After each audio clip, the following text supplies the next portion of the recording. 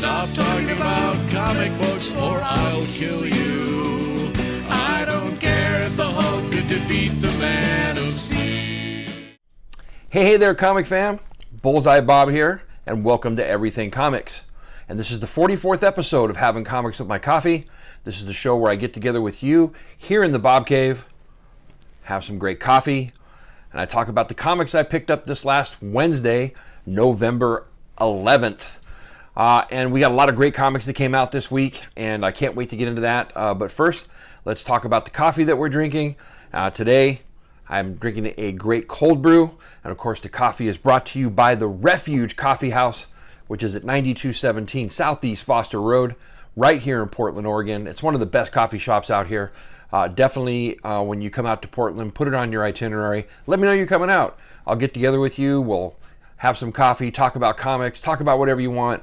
But the Refuge should definitely be a stop on your list. Speaking about the Refuge, Oregon, this last week, we were told we're going into another shutdown. We were told that by the governor, and that's going to affect a lot of businesses, and the Refuge is going to be one of them. They've supported the channel for a long time, and so I'd like to go ahead and support them. Do me a favor. There's a link down in the description to their website. Go check out what they got. They've got some swag. They've got coffee. They have some things that you might want to buy. And every dollar goes to help keep the lights on and keep them running. And so if you'd be so kind to go check that out, I'd really appreciate it.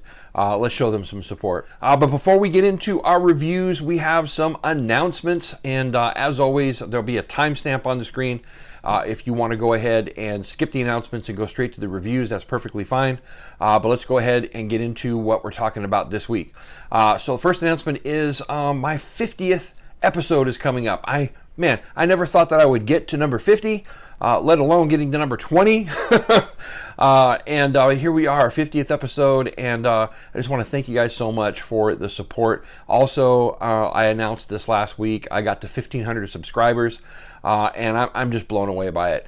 But my 50th episode, I'm going to make a little special. I might do something a little different, but I got some giveaways that are going to be coming up, and I'll announce what those are next week and how you can get signed up for them to be part of those giveaways. And I think that's going to be an awesome time as well. I had a longtime supporter of the show reach out to me, and they want to donate some stuff for those giveaways. So I think it's going to be great. So stay tuned for that. And then the next thing I wanted to talk about is this last week, we finally had our Battle Draft. That's right, Battle Draft 2020, the Battle of Hell's Kitchen. We finally did it, and it was such a fun time. Robbie from Pop Culture Philosophers, Bueller from Comics with Bueller, both Hero and the Kid were there, and Sam from Sam's Tangled Web. And we had, they drafted their best street-level Marvel team to go up against the DC Universe's League of Assassins. It was an awesome time. I just moderated this time. I didn't actually draft a team, but it was a phenomenal time. But check it out. I'm finding that people really like these battle drafts, and people are asking me to do more of them. And so far, I've pretty much had the same people drafting every time. And we'll keep doing that. Anytime I have a new type of battle draft, we'll have that crew come on and test out that battle draft for the first time. But what I'm thinking about doing is opening up future episodes to do past battle drafts, but also bring on new YouTubers to come in and be a part of it. What do you guys think about that? I've been trying to think of ways to produce more of that. It seems like more people want more episodes of these battle drafts, and I'm thinking about opening it up that way. Do me a favor, leave a comment down below. Let me know what you think about that. What would you want to see, maybe, or how we could do it differently? But it's something I'm really thinking about. So thanks. Okay, and next, stay tuned, because this next Tuesday, I'm going to do another episode of Mystery Mail. That's right, I got a bunch of stuff that I've been buying lately, and I got some boxes accumulating, and I figured this is a good time for me to open it up with you watching, and you can see what I've bought lately. Really have a lot of fun doing those. I love the interaction when people hop in the chat. And I don't know, I get I like those type of videos myself. Tune in to see what a person got. I get just a surprise. I don't know why. It's kind of a weird thing, but I like doing those videos as well. So I'm going to do that this next Tuesday, November 17th. At 6 p.m. Pacific Standard Time. Tune in for that. I'd really love to see you there. And I got some cool stuff I'm opening up, so check it out. And then lastly, as you guys know, I always talk about this. I'm on another show. I'm on Comics with Bueller every Monday, 5 a.m. Pacific Standard Time, at a brand new coffee and comic show. This is where I get together with my good buddy Bueller. We talk about some of the hottest topics in comics, and it's just a fun time. And this week's episode you don't want to miss. We're going to be talking about your favorite Comic-Con moments, and it's going to be a fun time. Again, 5 a.m. Pacific Standard Time on Monday. Be there or be square. It's my favorite time of the week, folks. So there you have it. Okay, so before we get into our reviews, we always have our cover of the week, and this week's cover of the week is brought to you by TKO Studios. Do me a favor, check out the link down in the description to their website. They're putting out a lot of great comics. They've just released their third wave of what they call their third wave of comics. They've sent me some pre-release stuff, and I'm reading one right now called Lonesome Days and Savage Nights. It's kind of a werewolf type story. I gotta tell you, the artwork in it is phenomenal. I'll be doing a review on that coming up, but check it out. You go to their website. If there's something that you like, when you go to check out and make a purchase, use the code EVERYTHING20. You'll get 20% off your first purchase. You can't beat that. But TKO Studios, thank you for sponsoring the show. So this week's cover of the week is a little bit different because something special happened this week that doesn't happen very often. Normally I just pick a cover that really jumps out at me, but this particular event is like once in a lifetime. I mean, really, it doesn't happen very often. This week we actually had 2 covers released by Shannon Mayer. That's right. I don't know if anybody picked up on that, but I mean, months ago we had the solicitation for Punchline #1, and we saw his cover for that, which was phenomenal. I had mine ordered a long time ago, but just in the last couple of weeks, we also had Kick-Ass versus Hit Girl was solicited, and that came out this week. So both of those being released, here they are up on the screen in all their glory. I just love Shannon's artwork. Just about everything that he does, I always try to pick up. Here is another artist that mainly does just cover art. I really wish they would hire him to start doing interiors because he's a phenomenal artist. But look at these. I always love the way his eyes come out. In both of these particular pieces, he's using cool colors, which I really love, and just really striking. But here's something else that you might want to check out. By the time this video releases at 9 a.m. on Sunday morning, about an hour or two after, I think it's either 9 or 10, if you go to the Comic Mint, Shannon's brand new cover for Black Cat is going to be solicited. And I got to tell you, I'm not even a Black Cat fan, and I've got to have this cover. It's absolutely gorgeous. Anyway, I always love showcasing Shannon's artwork, and I mean, how can you beat that? There are 2 covers this week, and so there they are in all their glory. That's my cover of the week, or covers of the week. Okay, so now on to our reviews, and our first book is Kick-Ass versus Hit Girl #1. This one by Image Comics. This one written by Steve Niles, and the art by Marcelo Fruzen. Okay, so when this book was first solicited, I got excited a little bit for it, but then when I saw that the creative team on it was not the original creators, I was kind of suspect. I mean, a while ago, I kind of dropped Kick-Ass and Hit Girl after Mark Millar and John Romita Jr. Were not doing the title. They allowed somebody else to do it, which is fine. I mean, if you're a creator, I mean, that's kind of the legacy. You want somebody else to pick it up. But really, when it comes to people doing other people's created stuff, you either have to have somebody, an artist or or a team that has something to prove, and they're coming on the scene trying to make a name for themselves, or you have to have somebody who, legacy-wise, grew up with these characters and have a passion for them, and they bring something new to the table. That's usually when you see great stuff happen with other people's art and writing. And so right in the beginning from this book, I could tell this was not the same flavor and feel that I loved when I read the original Kick-Ass storyline. I love Mark Millar's work. I know it's Miller, but I always say Millar. But this one, it basically revolves around Kick-Ass Now, which is the girl, and it's not the original dude, which is fine. I'd say this book is probably more Kick-Ass centric than it is actually Hit Girl. But it's really from the beginning, it's just nothing much to write home about here. It's not going to grab you. It's not going to wow you. It's not going to give you anything to grab a hold of and want to read this going forward. At least I didn't think so. It basically, you have Kick-Ass. She's been, slowly taking down a cartel without, killing anybody or anything like that. And this cartel finally decides they're going to take her out. There's a big action scene where she kills them all. And I mean, it was cool. It was a fun scene. But then the second half of the book, you cut to Hit Girl, and there's not much storyline at all. It's just the one big action scene, and then the book ends. And so, I didn't have anything inside of this book that really grabbed me. I don't know if I'll pick it up going forward. I really wish the original creative team would have been on this. I think it would have been awesome because when you have an original creator doing their own stuff, they bring a passion to the table that just can't be duplicated. So there you have it. Okay, for our next book is Taskmaster #1. This one by Marvel Comics. This one written by Jed McKay and the art by Alessandro Vitti. Okay, you guys, you have no idea how excited I was when this book was solicited. I mean, it's no secret. Taskmaster is one of my favorite villains. Has been since the original Avengers issue that was done by George Perez back in the day. And just like Bullseye, I don't think the definitive Taskmaster story has been written yet. Not in the way that character should be used. But anyway, I got excited, because here's a full miniseries just focusing on him. So I got the book, and on the first page, I got even more excited because right there, it's Taskmaster and Bullseye right from the very beginning. And it's like, I'm getting really excited now. And, they're playing golf, which, okay, could happen.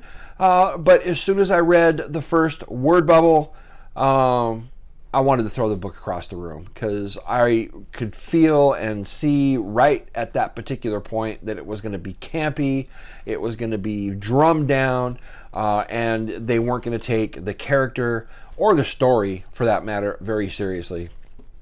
I got so upset because this is the type of stuff that Marvel does. And DC does it too. I find that they can put out some arbitrary stuff just because fans will pick it up, but it doesn't really have the substance that's going to give it any legs. And that's the problem with this. I don't know why they take some of the best villains and try to put them in a story that makes them look like Batman 66 villains. Where they're just campy and they feel clownish, but they do it quite often, and it never works for me.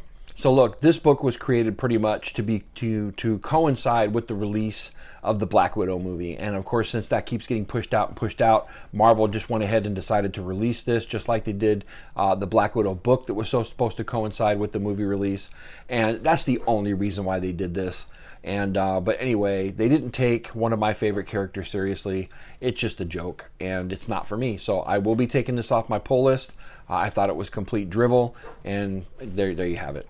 All right, so on to our next book, and that's Firepower #5 by Image Comics. This one written by Robert Kirkman and the art by Chris Samney. Now, I can't put my finger on how I feel about this book.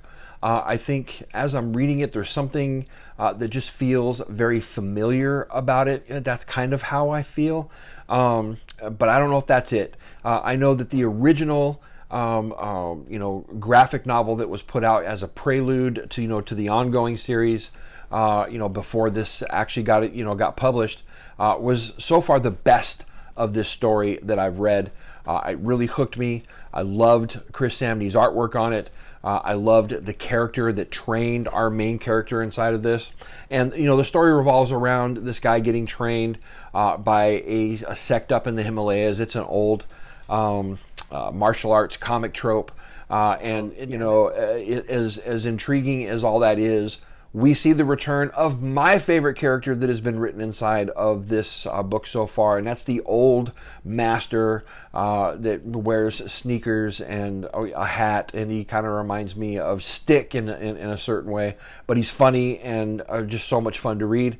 And he shows back up at the end of this book, and that makes me so intrigued because I was kind of sad that he wasn't all the way through this. So anyway, that feeling of, familiarity, or maybe it's just that The rest, the book so far hasn't been as good as that original. Haven't quite put my finger on it, but this book definitely picked up a little bit more. And with the return of that character, sorry, I can't remember what his name is. I'm like really intrigued for the next issue. So, are you reading Firepower? Let me know what you think about this title so far. I love Tom Taylor's writing. I'm sorry. I love Robert Kirkman's writing, and definitely Chris Samney's artwork is amazing. Anytime he does action inside of these books, I love it, absolutely. But let me know, what you think of Firepower. Are you reading it? I'd love to hear your thoughts. Okay, on to our next book, and that's Dark Knight's Death Metal Infinite Hour Extreme #1 by DC Comics. This one written by Frank Thierry and the art by Tyler Kirkham. So let me just say right off the bat, it was an absolute joy to see interiors done by Tyler Kirkham. Normally he does cover art, and I love the stuff he does on covers, but I rarely get a chance to see him do interiors, and he did a phenomenal job inside of this book. It was awesome. Still holding my breath to see Shannon Mayer do some interiors, and I hope that day comes. But until then, this was pretty cool to see some Tyler Kirkham stuff in here. So I think this particular title in the death metal series, more than any of the other ones, can work as a standalone. I don't think it was as essential as some of the other books have been to the story. I mean, it's very simple. You have Lex Luthor giving Lobo the task of going out and finding a piece of death metal. And so that's what we get inside of this book. We get our favorite space biker tromping through all these different scenarios, and you get what you get out of a normal Lobo book. You're going to get the mock cuss words, the innuendo, the gratuitous violence, and the comedic flair that always comes from reading a good Lobo book. I used to read everything Lobo back in the day just because it was so much fun. There really is only so much I can take of the character now, but it is what it is, and you get what you get whenever you get a Lobo book. And this was a lot of fun. It was kind of cool to step back into that piece of DC universe for me anyway. But like I said, out of all the books so far, you don't really need to know much except for the fact that he goes on this mission. As a matter of fact, I don't even remember by the end of the book if he finds the piece of metal or if he doesn't. That's how arbitrary the book was to me. Anyway, still a lot of fun. I would say definitely pick it up. I'm looking forward to the rest of the death metal event and how it unfolds. But this book was, it was fun to read. Did you guys pick this one up? I'd love to hear your comments on that one. Okay, so our next book is Warhammer 40K, Marneus Kalgar, #2. This one by Marvel Comics. This one written by the great Karen Gillan, and art by Jane Burrows. Okay, so this book gave me the same feeling that it did last month. We get a little bit of war, which you're always going to get inside of a Warhammer 40K book. And we got a little more character development, which we got a lot more character development, which I really enjoyed this month. So the story revolves around the main character, which is Marneus Kalgar, and he is the chapter leader of the Ultramarines, who are basically the human army of the Warhammer 40K universe. If you don't know Warhammer 40K, it's a tabletop war game that I really enjoy. And this book is based in that universe. And so in this particular issue, it's just 40K goodness.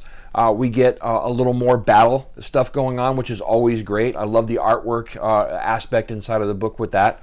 But we got a lot more character development inside of this. Of course, last issue we went to the planet Thylius, I think is what it was called, and we got the heretics have launched an invasion there. They're kind of like the evil version of the Space Marines called Chaos, and they have launched an invasion there. And so we have Marneus Kalgar and his chapter of Ultramarines, and this particular planet is actually his home planet. The moon of that planet is actually where he trained to be a Space Marine, and that's where this story takes place. He's up there, and we actually get a long flashback of that training, which I thought was just a lot of fun to read. It's 40K goodness, and you can't beat that, especially if you're a 40K player, and that's again where I think this falls down. I really wish Marvel would have made this accessible to people who don't know Warhammer, that read comics, because I'd love some of my comic buddies to understand what the draw is to 40K. I mean, when you get into 40K, you know, you get into it because of looking at the models. That you get some painted models that are just amazing, or somebody invites you and they ask you to pick an army, and you choose one, and you kind of get behind that one, and you become emotionally invested in it. And as you start to play, you get, you know, literature, you know, the what they call codexes, which are individual army books for the army that you picked, and they got a lot of backstory and, you know, a lot of battle stories and stuff. And they kind of drop you into it, but because you're invested in that particular army, you want to read about that stuff and you want to learn more about your army, and it becomes a lot of fun that way. But when you have a comic book and you're not playing the tabletop game and you don't have that as a drive, then it's up to the writer and the publisher to kind of bring you to a place of, why should I read this? You know, what is it that makes this particular title something that I want to buy over the others? And that's where this falls down, because the dialogue, the way Karen Gillan's written it, he's obviously very familiar with the 40K universe. He uses a lot of terminology from it. They don't kind of build out what this is all about, what everybody's fighting for, or anything. And so unless you're a 40K player, I don't see a lot of people hopping into this book and you know, becoming invested in it. And I think that Marvel has shot themselves in the foot that way. I really wish they would have done this differently. Anyway, I'm enjoying it. I don't see very many of my comic book friends picking it up and saying, hey, this was cool. Maybe, you know, if you stick with it, you know, you might get to that place where you become invested. But it's a mini series. And so I don't know if we'll get enough of this to be able to get, you know, 40K in the Marvel Universe the way I want it. I'm a longtime Eldar player. I love the Eldar. I'd love to get some Eldar in Marvel Comics, but I don't think we'll ever get there. Anyway, Warhammer 40K, let me know if you're reading it. I'd love to hear your thoughts on it. Okay, our next book is Misskatonic No. 1 by Aftershock Comics. This one written by Mark Sable and the art by Giorgio Pontrelli. Now, here's another book that I just had high hopes for. As a matter of fact, this last week on the Thunderdome, I chose it as my pick of the week, sight unseen, just because out of all the comics that were coming out this week, it was one that I was really excited about. They had solicited it as a turn-of-the-century story that revolved around a murder and was Lovecraftian in scope. And there's a show that's on right now called Lovecraft Country that I absolutely love. And they said that if you are a watcher of that show and you like that show, then this comic book is for you. And so I got into you know, the issue, and this is nothing like Lovecraft Country. I don't even know why they'd say that, except to dupe people. I didn't find it very Lovecraftian. And as a matter of fact, by the time I got to the book, I was very underwhelmed and very disappointed in this book. It does revolve around the turn of the century. It's about an FBI agent when the FBI is not really established and they're trying to make a name for themselves.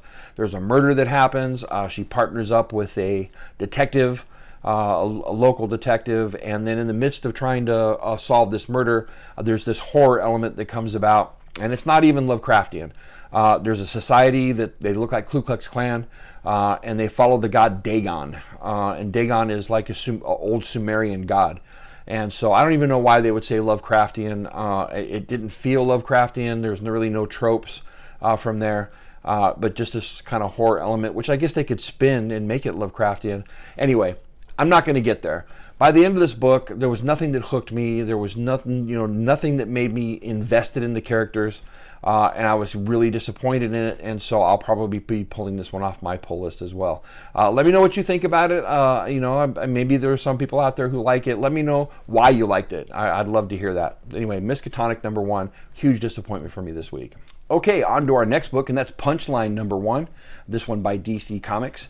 And this one written by James Tynion IV and art by Mirka Andolfo.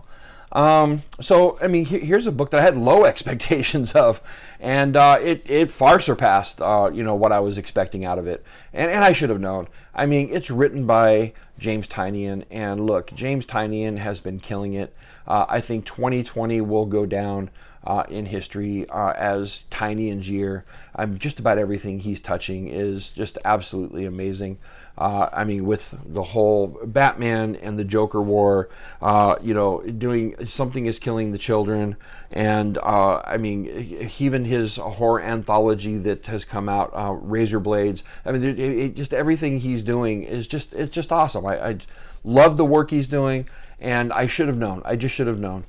This book revolves around the character Punchline, of course. That's what the title is. Duh. But in the aftermath of the Joker war, she was definitely an accomplice to everything that the Joker was doing. And now she's on trial. Not only is she on trial, but she's touting that she's innocent. And that's kind of where the crux of the story begins. Because while she's touting that she's innocent, of course, the news media is covering it. There's like this groundswell of support that's starting to build for her, because people have found this series of podcasts that she did that chronicles her journey from this event where she met the Joker, and that she's been following him all this time to understand him, and to try to get to this place. And you kind of watch her evolve over time to become who we know her to be in the books. I had such a fun time reading it. There's kind of a narrative of each one of the episodes. Not all of them, but a few of them, enough to give you that progression with some great Joker history. But really to understand what drives her is that after that original encounter that she had, she really can sense that the Joker is trying to tell his grand joke, or to get his point across. And what's the point of a joke? It's a punchline. If you don't know the punchline, you don't get the joke. And so that's what she's trying to do, is trying to figure out what his main message is and bring that to the world so they understand who this man is and what he's trying to get across. And that's the tragedy of the story. She'll never figure that out. And that's the punchline, really. Anyway, I guess what I'm trying to say is that this was a book that I thought maybe I could pass on, or let you know you could pass on it, but I really wouldn't. I really think it sets up where Tiny is going in 2021, and I enjoyed the book. I really did, and so I would highly recommend that you pick this one up, because it was good. It was really good. Okay, on to our next book, and that's 7 Secrets, number 4. This one by Boom Studios. This one written by Tom Taylor, and the art by Danielle Di Nicuolo. So here we are, 4th issue in, and this book just got really intriguing. Everything up until this point has been kind of world building and kind of building out the concept that that there's these secret societies, one of which has the task of keeping safe these 7 secrets that can basically make empires rise and fall. That's how powerful they are. And then there's another society who wants to gain the power of those secrets. They're called Seekers. And our main character has been trained, his name is Caspar, he's been trained as a holder, a carrier of a case that has one of these secrets inside of it. And so in the last book, we had this big explosion just after his graduation of becoming a holder, and the Seekers are now here. They're attacking. And what we find inside of this book is they're not only attacking him and the group that's around him, but in the other 6 locations around the world where the other secrets are at, those are simultaneously being attacked. And that is kind of where the cool thing happens here, because we find out that the one of the Seekers, as he comes in, used to be part of the ones that were tasked to protect the secrets, and now he's kind of pulling the strings to use his knowledge to take our main character society out. I think it's kind of the best way I can explain it. But really, Tom Taylor has been doing an amazing job. I love his writing, and this book just continues to intrigue me. And like I said, this book kind of blew open a little bit more and put me on board. I can't wait to see where they go next with it. There are a couple of things, I don't want to ding it too much or make it sound like it was a negative thing for me. There are a couple of choices inside of this book that I didn't like. Number one, the artwork is that same kind of artwork style that you see in some other Boom Studios books, where it's kind of like a quasi manga type artistic feel. which is okay. I think it works in some cases, and in some cases it doesn't. Especially with the coloring inside of this book, you'll see a lot of the same type of coloring in We Only Find Them When They're Dead. I think it kind of takes away from the overall great line work that's there. It makes it kind of muddled, and especially when you see some of these characters that show up in these like black figures. It's so kind of, you can't tell what's really happening in a few of the panels. And so the choice to go with the color palettes that they did, I didn't agree with. Also, there's a couple of places where Tom Taylor, really, there's a thing that happens where, it's kind of a surprise. The main character says, "Now I understand some things that are, have been happening," and I think we're supposed to understand at the same time he gains that understanding, and I didn't. It wasn't until I was reading and I kind of put the pieces together that I started to understand what he was talking about. I don't know if I missed that in the earlier issues or if it's because it's month to month. I just don't remember. But I remember at that particular point I was kind of confused, but I did end up figuring it out. So anyway, that's the only couple of things I saw inside of the book that were kind of, I don't want to ding it too much because it was a really, really good read. So anyway, let me know what you think about the Seven Secrets. I've really been enjoying it. I can't wait to see where Tom Taylor goes with it because it's just a fun read. Okay, so on to our next book, and that's Strange Academy number 5. This one by Marvel Comics, of course. This one written by Scotty Young and the art by Humberto Ramos. And my gosh, I mean, this book has just over time become one of my, I look forward to this book coming out every month now. When it first came out, didn't know if I wanted it, and it's continued to surprise me. And now I'll say I really think that this is going to go down as one of the better books of 2020. That's how good it is. I think so far this is my favorite issue of the series. In the beginning, we get this conversation between Brother Voodoo and Doctor Strange, and we kind of see the difference between the two characters, which I thought was really cool. Brother Voodoo, I think being the better of the two, he wants to train, these students to learn their abilities and to get comfortable inside of them and to, grow in who they are in those abilities. Whereas Doctor Strange, if you listen to the dialogue, he kind of thinks of these students as weapons. Like he's the Tony Stark of the magic, part of the Marvel universe. I mean, that's basically what he is, right? I mean, you got Tony Stark as tech and Doctor Strange as magic, but dichotomy of both characters, they're exactly the same. They're just both, they're both asses. Anyway, that's not my favorite part of the book. Inside of this issue, we finally get into a lot of the backstory of Germain, and that's really cool. I mean, I really have been just digging the way Scotty Young has been developing these characters.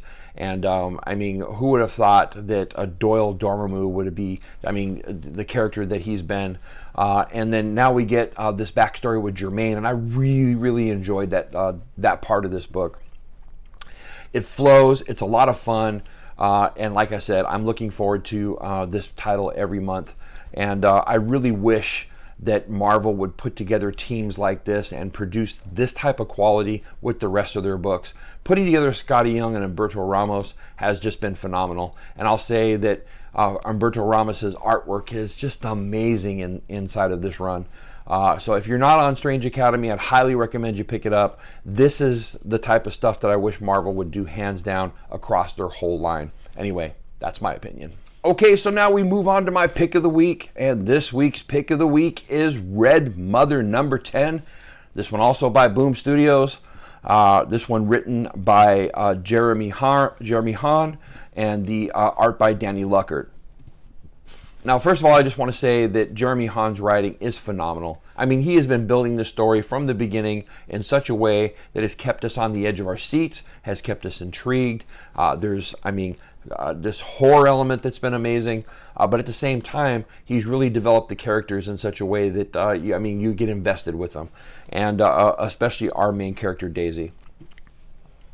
And this book, I think more than any of the others, really blows open, where we're at inside of this. And we have some things that we fully understand now. And I'm going to be vague because I don't want to give away what happens inside of this book. But I just have to say it was just phenomenal. We have Some great artwork. The panel work inside of this was pretty awesome. All I know is when I got to the end of the book, I didn't want it to stop. I really wanted to keep reading, and that's the hallmark always of a great book.